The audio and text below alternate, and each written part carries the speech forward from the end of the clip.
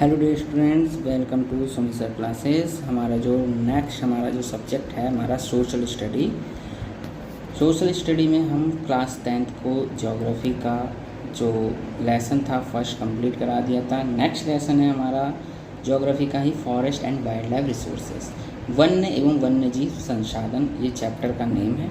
अब इसमें हम पढ़ेंगे, स्टार्ट करेंगे कि फॉरेस्ट आप जानते हैं जंगल हो या वन बोलते हैं, और वाइल्ड लाइफ रिसोर्सेज यानी कि जंगली संसाधन, यानी जंगल से हमें कौन कौन सी चीज़ संसाधन के रूप में मिलती है। तो हम बात करते हैं किसकी, we human along with all living organise form the complex web of ecological system in which are only the part and very much dependent on this system own existence. यानी हम मानव और अन्य जितने भी लिविंग ऑर्गेनिज्म होते हैं एक बहुत ही जटिल पारिस्थितिकी तंत्र का निर्माण करते हैं, और हम एक दूसरे के पर क्या रहते हैं, डिपेंड रहते हैं। जैसे कि for example the plants, animal, microorganism recreate the quality and air of the breath. यानी कि जो प्लांट हैं, एनिमल है, माइक्रो यानी छोटे छोटे जो कीड़े मकोड़े वगैरह जो होते हैं, एक हवा में वो क्या लेते हैं, सांस लेते हैं और क्वालिटी को बनाए रखते हैं। ठीक है। Flora and fauna in India, Bharat के अंदर जो जीव जंतु होते हैं और वनस्पति। फ्लोरा मतलब होता है आपका वनस्पति और फौना होते हैं हमारे जीव जंतु। ठीक है, तो इनको हम ये बोलते हैं। आई बात समझ में। अब ये हमारा ये टॉपिक है फ्लोरा एंड फौना, इसके बारे में हम पढ़ते हैं। India is the one of the richest world richest country in the term of vast very biological diversity has a 8% of total number of species in the world। यानी कि भारत विश्व के सबसे धनी देशों में है जहाँ पर बायोलॉजिकल डाइवर्सिटी पाई जाती है। लगभग 1% टोटल जितनी भी स्पीसीज हैं उसके 8% जो है पूरे विश्व की भारत के अंदर पाई जाती हैं। दिस इज पॉसिबली ट्वाइस और the twice of the thrice number yet discovered. लगभग दुगनी या उससे भी ज़्यादा तिगनी 3 गुनी जो है डिस्कवर प्रजातियों का क्या करना है, हमने खोज की जा चुकी है। The diverse flora and fauna are as well integrated our daily life. यानी कि जो विभिन्न प्रकार के वनस्पति हैं या जीव जंतु हैं वो हमारे रोज के जीवन से जुड़े हुए हैं, and that we take these of the granted. They are under great stress and mainly intensively our environment. और ये बहुत ही बड़ी ग्रेट स्ट्रेस में हैं और हमारे किसके कारण हो रहे हैं, पर्यावरण में जो बदलाव हो रहे हैं उसके कारण हो रहे हैं। ठीक है। That is 10% of India recorded wild flora and 20% of its mammal are the threatened the list. लगभग भारत की 10% जो वनस्पति की प्रजातियां हैं और 20% जो आपके मैमल्स हैं वो क्या है, एक खतरे के निशान पर हैं, यानी कि आने वाले समय में वो खत्म होती जा रही हैं। तो हम कैटेगराइजेशन ऑफ द स्पीसीज, हमने प्रजातियों का जो वर्गीकरण किया किस उस आधार पर किया। सबसे पहले हम बात करते हैं नॉर्मल स्पीसीज यानी सामान्य प्रजाति। Species whose population level are considered to be a normal of their survival as well cattle, sal, pine and the rodent. यानी ऐसी प्रजातियाँ जिनकी जो जनसंख्या है वो सामान्य है अपने जीवन जीने में, जैसे हमारे भेड़ बकरियाँ होते हैं आपके, साल और जो पाइन है, जो इसके वृक्ष हैं, ये आपके क्या नॉर्मल स्पीसीज के अंदर आती हैं। एक है हमारी एंडेंजर्ड स्पीसीज। एंडेंजर्ड स्पीसीज यानी कि खतरे की जो निशान पर हैं, जो समझ लो समाप्त होने वाली प्रजातियाँ। These are species which are danger extinct to survival such species difficult to negative factor. यानी ऐसी प्रजातियाँ जो खतरे के निशान पर हैं, जो इनका जीवन जीना मुश्किल सा हो गया है और उसका नकारात्मक प्रभाव पड़ रहा है, let to decline their population continue operate, और उनकी जो निरंतर जनसंख्या होती जा रही, कम होती जा रही है। ठीक है, ये प्रजातियाँ होती हैं। एक होती है हमारी वनरेबल प्रजाति, वनरेबल स्पीसीज, यानी कि these species whose population decline level from where is the move to the endangered category. ऐसी प्रजातियाँ जो निरंतर उनकी जनसंख्या कम होती जा रही हैं और वो एंडेंजर्ड कैटेगरी में आने वाली हैं आने वाले वर्षों में, आने वाले हमारे भविष्य में। तो नेगेटिव फैक्टर कंटिन्यू ऑपरेट करते जा रहे हैं। तो ये होती हैं आपकी वल्नरेबल। ठीक है, हाई बात समझ में। अब बात करते हैं हम रेयर स्पीसीज की। स्पीसीज द स्मॉल पॉपुलेशन में move to endangered vulnerable category, negative factor affecting them the continue operate. यानी ऐसी प्रजाति जिनकी जनसंख्या बहुत ही कम है और वो एंडेंजर्ड वल्नरेबल के बीच में, प्रजातियों के बीच में आती हैं और ये बहुत ही कम जगहों पर मिलती हैं, वो आपकी रेयर स्पीसीज होती हैं।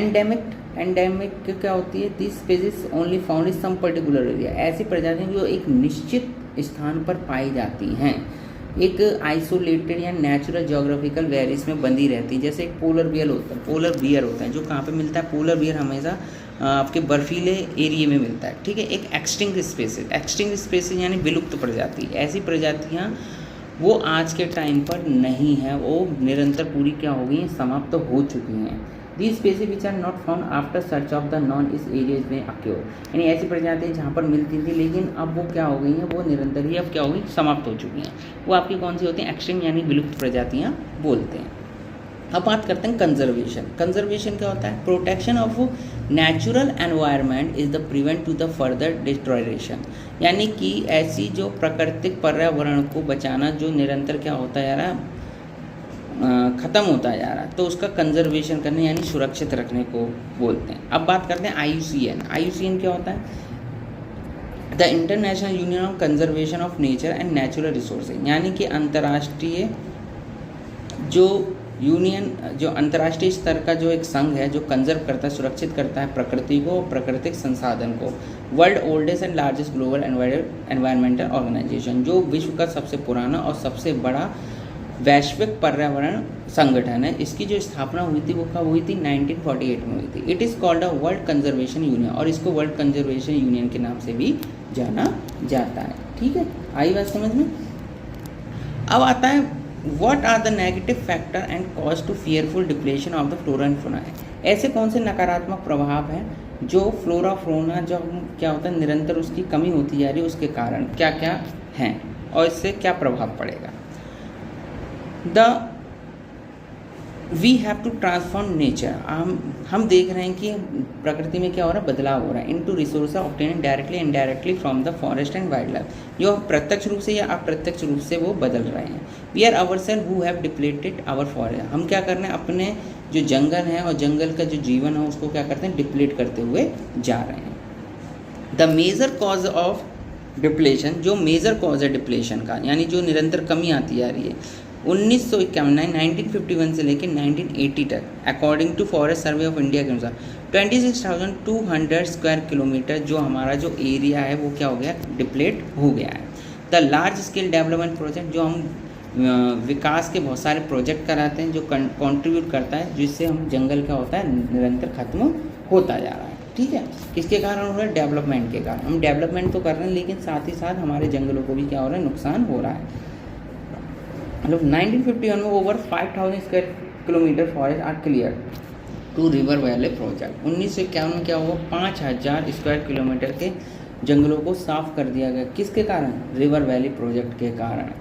नर्मदा सागर जो प्रोजेक्ट है वो मध्य प्रदेश में which independent of 40,000 hectare of the forest, लगभग 40,000 हेक्टेयर जो जंगल है उसको साफ कर दिया गया था नर्मदा सागर प्रोजेक्ट के कारण।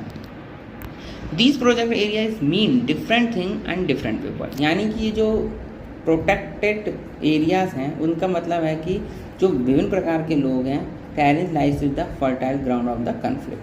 हैबिटेट डिस्ट्रक्शन, यानी जो हैबिटेट है डिस्ट्रक्ट होते जा रहे हैं, यानी जीव जंतु जहाँ पर रहते हैं। हंटिंग पॉचिंग किया जा रहा है, यानी कि हम शिकार करते हैं। एक्सप्लॉयटेशन कर रहे हैं, बर्बाद कर रहे हैं उन्हें। Environmental pollution and poisoning of the fires of the project. Overpopulation, यानी कि हमारी जो ओवर पॉपुलेशन है in the world countries, third world countries often cited to cause of environment degradation. हमारी जो ज़्यादा जनसंख्या है उसके कारण भी क्या एनवायरमेंट का डिग्रेडेशन हो रहा है। American consume 40 times more resources average Somalian, जो एक सोमालियन की कंट्री है उसके एवरेज के अनुसार अमेरिका का जो कंज्यूम करता है रिसोर्सेज वो 40 गुना ज़्यादा करता है सोमालियन कंट्री की अपेक्षा। The richest 5% of India, Bharat क्या है 5% रिचेस्ट है society, probably cause of the ecological damage because amount of consume the poorest 40%, यानी जो पुअरेस्ट है वो लगभग 25% करते हैं। The biological losses of the strongly correlated of loss of cultural diversity, ठीक है। The women bear is a major responsibility for collection, जो वुमेन है जो जीवन यापन करने के लिए कलेक्ट करती हैं फ्यूल को, फॉडर को, वाटर को एंड अदर वेजेज सब्सटेंस अपनी जो ज़रूरत के हिसाब से, ठीक है। पॉवर्टी, यानी जो गरीबी है in case of direct outcome of environment design, जो गरीबी है वो पर्यावरण के नुकसान का एक प्रत्यक्ष रूप से कारण है। This is preventive adaptation sound of the forest and wildlife conservation strategies.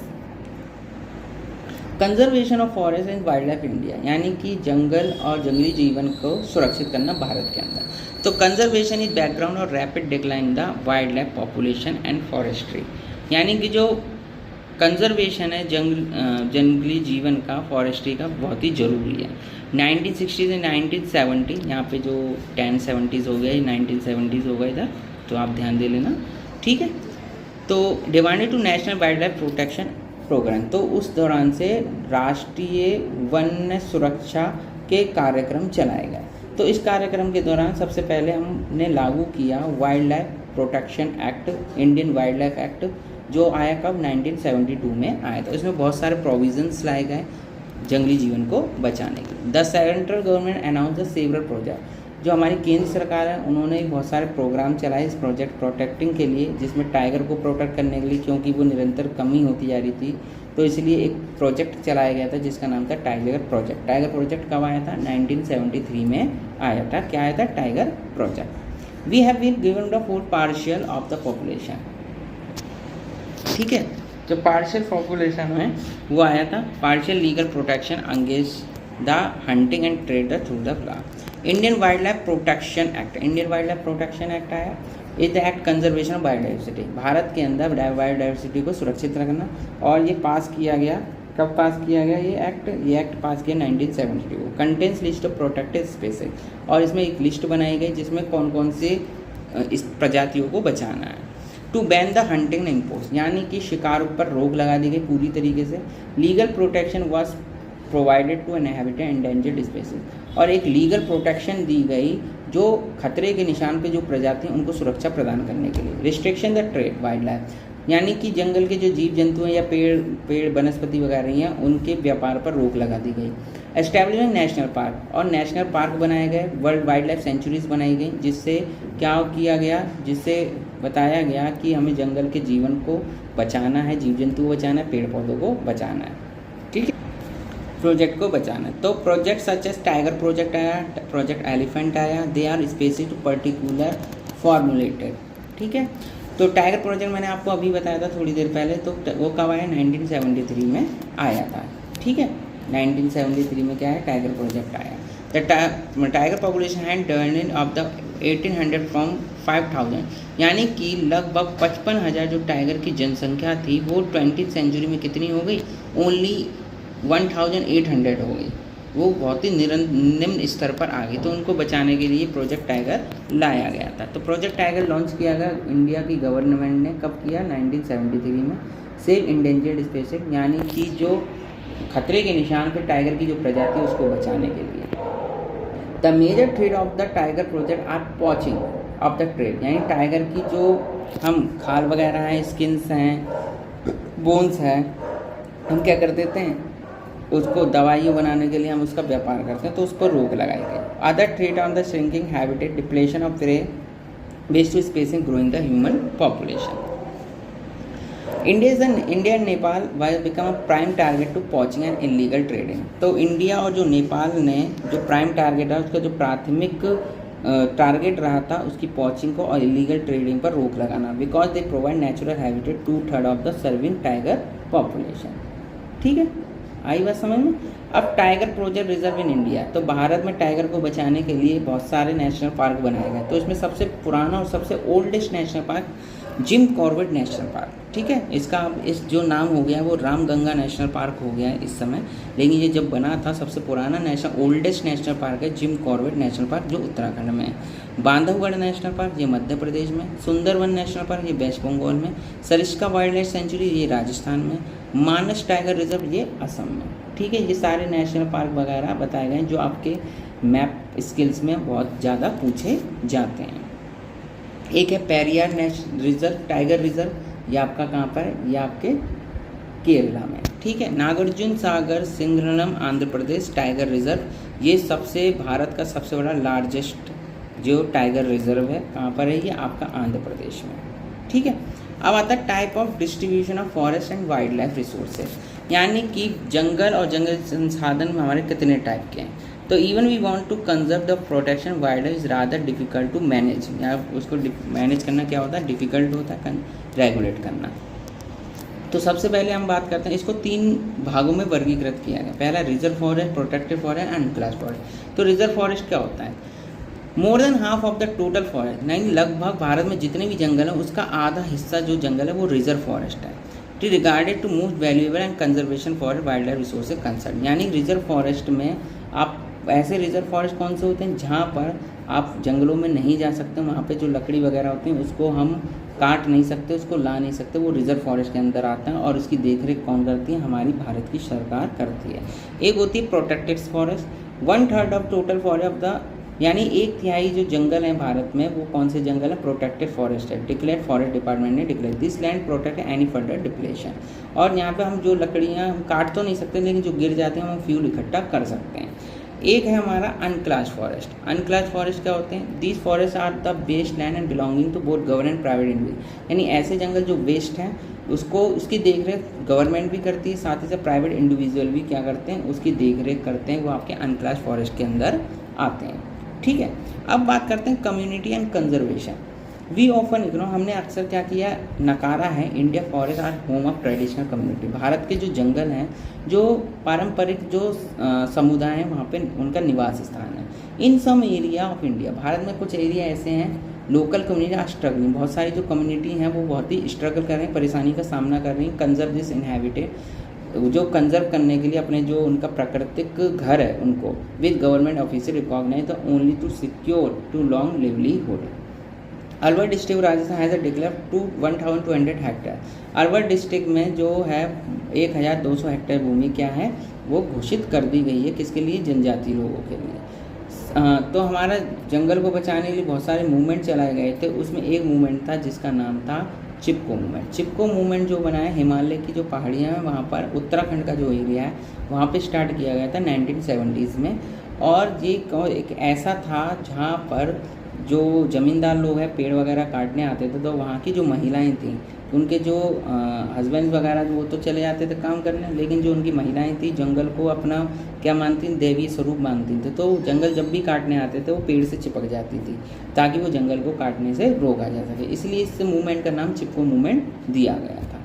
ठीक है, और फिर फार्मर्स और सिटीजन ग्रुप ने बीज बचाओ आंदोलन जो टेहरी क्षेत्र में टेहरी क्षेत्र में स्टार्ट किया, and the Navdanya of the shown adequate level of the diversified crop production without the use of synthetic, बिना सिंथेटिक तरीके से क्रॉप का क्या करना, प्रोडक्शन करना, ये अपनाया गया।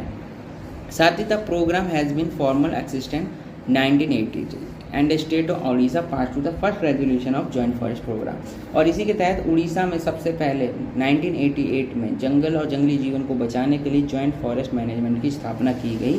पहला एक क्रांतिकारी परिवर्तन वहाँ पर ये हुआ था। ठीक है, जो चिपको मूवमेंट था मैंने अभी आपको बताया था, चिपको मूवमेंट कब स्टार्ट हुआ था, 1970s में स्टार्ट हुआ था उत्तराखंड के गढ़वाल में। ठीक है, trees are the preventive to being cut to forming human circle around that, यानी कि पेड़ को काटने से रोका जाता था, जिससे पेड़ को क्या कर लेते थे, उसको घेर लेते थे अब और उससे चिपक जाते थे। स्प्रेड अक्रॉस द कंट्री, ये पूरे देश में फैल गया। फिर है बीज बचाओ आंदोलन, ये स्टार्ट हुआ था 1980s में उत्तराखंड में टेहरी जगह था वहाँ पर। Let to farmer and social activities, और ये स्टार्ट किया था वहाँ के जो लोकल फार्मर थे और एक्टिविटीज़ थे विजय जरधारी ने। Started 188 government of India. Orissa में लॉन्च हुआ था जॉइंट फॉरेस्ट मैनेजमेंट स्टार्ट हुआ था 1988 में, involves local community conserving the degraded forest. ठीक है, अब it is launch to the various state government, बहुत सारी राज्य सरकार ने स्टार्ट किया था joint forest management programme.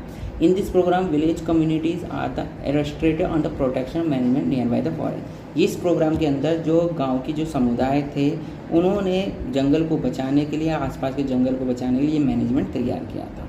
Area concern to usually degraded and deforest area, वहाँ पर एरिया को जो डिग्रेड हो गए उन फॉरेस्ट को बचाने के लिए दोबारा से जंगल को उगाने के लिए किया गया। जो पहला राज्य था इस प्रोग्राम को स्टार्ट करने वाला वो उड़ीसा था, 1988 में स्टार्ट किया गया था। The communities are required to organise forest protection, जो कम्युनिटीज़ थी उन्होंने रिक्वायर की, उनको ज़रूरी था ऑर्गेनाइज करना, संगठित करना, ताकि फॉरेस्ट कम्युनिटीज़ डेवलपमेंट सोसाइटी को बनाया जा सके।